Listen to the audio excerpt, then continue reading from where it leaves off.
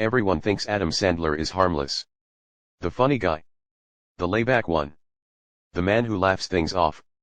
Joy Behar thought that, too. What she didn't realize was this. Some people don't explode when they're pushed. They wait. And when they finally speak, the room changes. The studio lights were warm, almost cozy, washing the set in soft autumn colors. The backdrop looked like a quiet park in October. Golden trees, a winding path, calm and harmless. The kind of setting designed to make conversations feel safe. Adam Sandler sat comfortably in his chair, legs relaxed, hands folded loosely in front of him, navy blazer, dark shirt, no tie. He looked exactly like people expected him to look, casual, approachable, unbothered. Joy Behar sat across from him, angled just enough to feel confrontational without appearing aggressive. She wore a polite smile, the kind that never quite reached her eyes. Whoopi Goldberg finished the intro smoothly. Our next guest needs no introduction. Applause filled the studio. Adam nodded once, a small smile forming. He thanked the audience, joked lightly about being awake this early, and the crowd laughed on cue. Everything was normal, too normal. Joy leaned forward, clasping her hands. So, Adam, she said, voice light but sharp around the edges. You've been making movies for what, 30 years now? Adam smiled. Something like that, yeah, and you're still doing the same kind of roles, Joy continued. The funny guy, the man-child, the goofy voice. Ever get tired of that? The question landed gently, but not accidentally. Adam tilted his head, considering. I don't know. People seem to enjoy laughing. I do, too. A ripple of laughter from the audience. Joy didn't smile. But don't you ever want to be taken seriously? She asked. I mean, real actors chase challenging roles, awards, legacy. Adam shrugged. I like making people laugh on a Friday night. Joy nodded slowly as if indulging a child. That's nice. But some people would say that's playing it safe. Adam didn't react. He picked up his mug, took a small sip, set it down carefully. Well, he said calmly. Safe isn't always bad. Whoopi jumped in, sensing the itch. Comedy is hard, she said. People underestimate that. Joy waved a dismissive hand. Sure, but let's be honest. There's comedy and then there's that. She gestured vaguely as if Adam's entire career could fit inside the motion of her wrist. The audience laughed again, this time more uncertain. Adam's smile stayed in place, but it thinned just a little. You know, Joy continued, some critics say your movies are comfort food. Empty calories. Fun but forgettable. Adam nodded slowly. Comfort food feeds a lot of people. Joy raised an eyebrow. So, you're okay with not being important? There it was. The first real push. Adam looked at her. Really looked this time. Not offended, not angry, just attentive. I think if someone laughs with their kids, he said evenly. That matters. Joy leaned back, crossing her arms. That's one way to look at it. The room felt different now, quieter. The laughter had stopped coming automatically. Adam stayed relaxed, but something had shifted.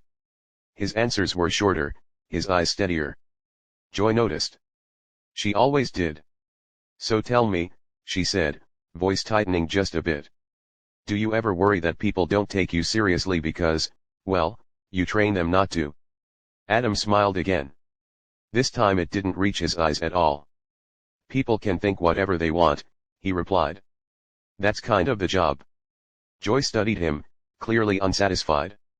This wasn't the reaction she wanted. Not yet.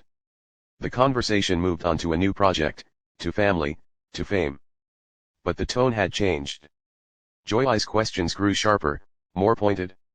Each one just a little closer to the bone. Adam answered them all calmly, politely, patiently. But beneath the jokes and the relaxed posture, something was building.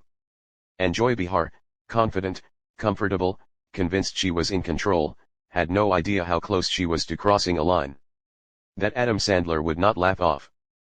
Whoopi tried to keep the rhythm light. She asked Adam about his kids, his friendships, the way he'd stayed grounded in an industry that eats people alive. Adam answered with that familiar, low-key warmth. Short stories, little jokes, a shrug that made the audience feel like he was one of them. But Joy wasn't done. Not even close. She kept watching him the way a person watches a door they plan to kick open.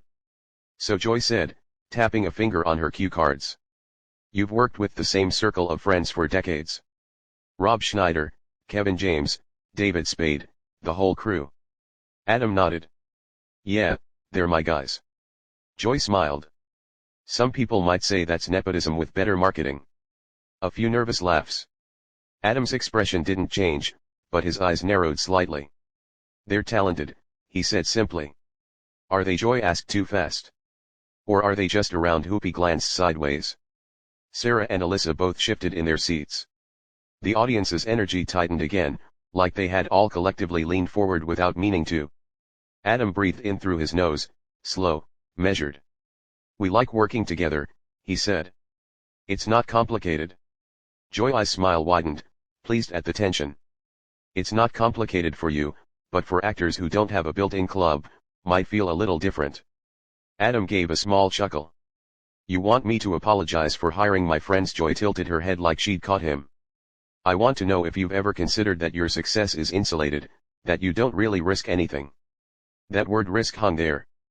Adam's jaw moved once, like he was chewing on the thought. I risk plenty, he said quietly. Joy pounced. Like what? Your reputation, please. You're America's pajama boy. People will forgive you anything. You could release a movie where you literally read a phone book for 2 hours and Netflix would still pay you. The audience laughed bigger this time because the line was designed to get a laugh. But Adam didn't. He just stared at Joy for a beat too long.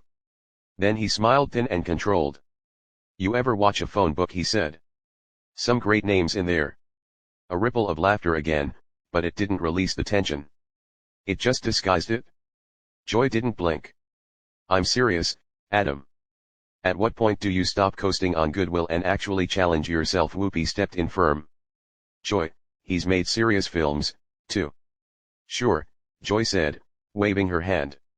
A couple, but then it's right back to guy falls down, makes a fart joke, gets the girl. Adam's eyes flicked briefly toward the audience. He heard the murmurs. He heard the discomfort. He could feel the show slipping away from fun interviews. And Joy looked happy about it. Adam leaned back, clasped his hands together, and said carefully, why does it bother you so much that people laugh? Joy's mouth twitched. It doesn't bother me that people laugh. It bothers me that you're rewarded for doing the bare minimum. There was a small audible "oh" from somewhere in the audience. Adam nodded slowly as if she'd made a fair point. Then he asked almost conversationally. You ever meet someone who laughs because they're trying not to cry? Joy paused just a fraction. Sure, she said, but that's not. Adam continued smooth and calm. Somebody loses a parent. Somebody's marriage is falling apart. Somebody's kid is sick. They put on a dumb movie to turn their brain off for 90 minutes. That's not the bare minimum to them. Joy's eyes sharpened. So now you're a therapist. Adam smiled politely. No, I'm a guy who makes movies. Joy scoffed. A guy who makes movies and wants to be praised for being a decent human being. Now the audience was silent again. Poopy cleared her throat. Let's talk about the new. Joy cut her off. Wait, one more thing. Poopy's face tightened. Joy. Joy didn't care. She leaned in, voice slightly lower, more intimate, like she was about to share something real. People love you, she said. They think you're this sweet, humble guy.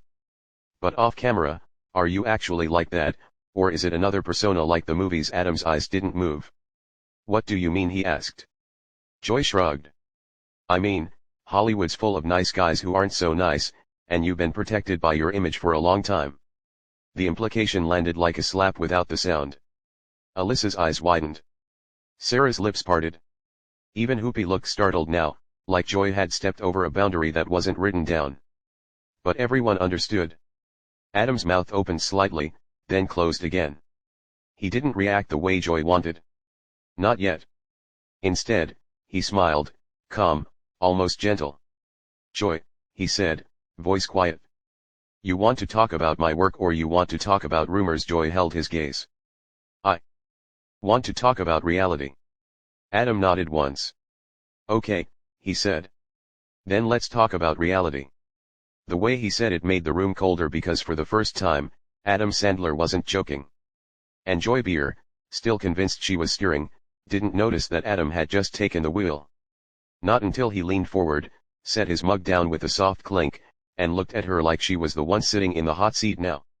And the audience could feel it. Something was about to happen. The studio felt different now. Not louder, not chaotic, quieter. The kind of quiet that happens right before something breaks. Adam leaned forward, elbows resting lightly on the table, hands folded. His voice stayed calm, almost soft. But there was an edge now, a sharpened clarity that hadn't been there before. You said reality, he repeated. So, let's be real.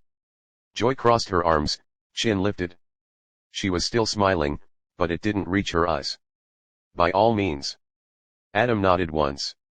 Reality is, I've been doing this for over 30 years, and in that time, I've learned something. Joy raised an eyebrow. Oh. Adam looked straight at her. Some people don't want answers.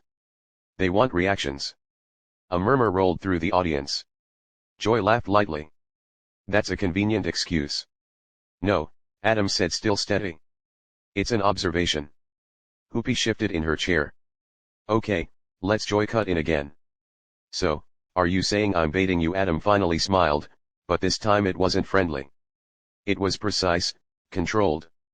I'm saying, he replied. You're not actually curious about me.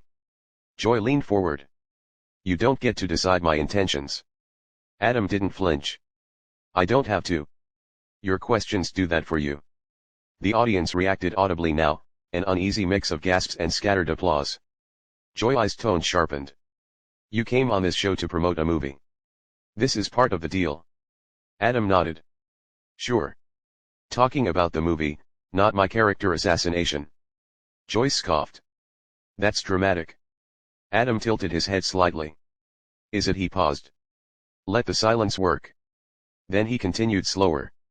You called my work lazy. You implied I don't take risks. You suggested my personality might be fake. That's not critique. That's provocation. Joy's smile faded for the first time. I'm allowed to challenge guests. So am I, Adam said calmly. That landed harder than shouting ever could. Joy opened her mouth, then closed it. She wasn't used to guests pushing back without raising their voice, without giving her the satisfaction of outrage. She tried another angle. Let's be honest, she said. Comedy like yours doesn't age well. The culture moves on. Adam nodded. It does. And some people, Joy added, get left behind. Adam's eyes didn't leave hers. Funny thing is, every time people say that, another generation shows up laughing. Applause broke out. Real this time. Joy's jaw tightened. You think popularity equals value? Adam shrugged slightly. I think connection does. Joy rolled her eyes. You sound very comfortable on that moral high horse. Adam smiled faintly. I'm not on a horse.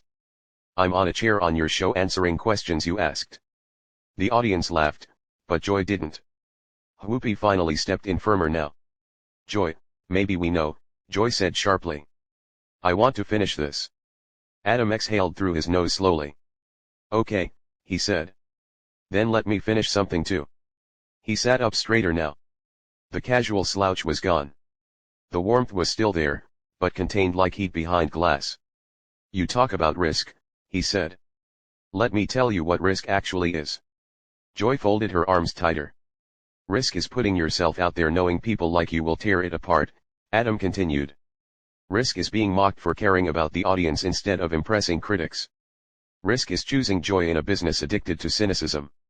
Joy laughed sharp and dismissive. Oh, please. Adam didn't react. Here's the real part, he said. I don't need you to respect my work. I just need you to stop pretending your disdain is intellectual honesty. The studio went dead silent. Joy's eyes flashed. Excuse me, Adam met her gaze evenly. You don't like what I do. That's fine. But dressing it up as some moral failing. That's lazy. A collective "oh" rippled through the crowd. Joy's voice rose. You come on my show and call me lazy. Adam shook his head. No, I said the argument is. Joy pointed at him now. You think because you're beloved, you can talk down to me? Adam's voice dropped, cool, sharp. I think because I'm sitting here calmly while you keep escalating. The audience can see exactly what's happening. That was the moment Joy leaned back, lips pressed thin. She glanced briefly at Whoopi, then back at Adam. You know what, she said. Maybe you should take your sensitivity back to your sandbox movies. A few gasps, a few uncomfortable laughs. Adam looked down at the table. For a second, it seemed like he might let it go. Then he looked back up and the smile was gone. Joy, he said quietly. I've been respectful. I've answered every question. I've taken every jab. He paused. But I don't sit through insults disguised as commentary. Whoopi's eyes widened. Adam. Adam held up a hand. Not aggressively, calmly. I'm done being a punching bag, he said. The words weren't loud. They didn't need to be. Joy opened her mouth to respond, but Adam was already standing. The audience erupted, half applause, half stunned silence. Adam picked up his jacket, looked once more at the table, then at Joy. Good luck with the rest of the show, he said evenly. I hope the next guest gives you the reaction you're looking for. He turned and walked off the set. Cameras scrambled to follow him. Joy stared after him, stunned, and for the first time that morning, she had nothing to say. The applause didn't stop when Adam Sandler disappeared behind the curtain. It grew, not wild, not celebratory, uncomfortable, heavy, pointed. Joy sat frozen, one hand still hovering above the table, as if she'd been about to make another point. But the moment had already moved past her. Whoopi broke the silence first. Well, she said carefully, eyes following the empty space Adam had left behind. That escalated. Joy forced a laugh. If someone can't handle tough questions, Whoopi turned toward her slowly. Those weren't just tough questions, Joy. The studio went quiet again. Joy shifted in her chair. So now I'm the villain. No, Whoopi replied.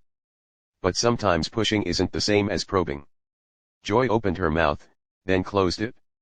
She glanced toward the audience, expecting support. What she saw instead were divided faces, some stunned, some nodding, some clearly siding with the man who just walked away without shouting, without swearing, without begging to be understood. A producer's voice crackled faintly through the studio speakers, unheard by viewers, but impossible to ignore for the panel. We're moving on. Joy straightened her notes, jaw tight. Fine, let's continue. But the energy was gone.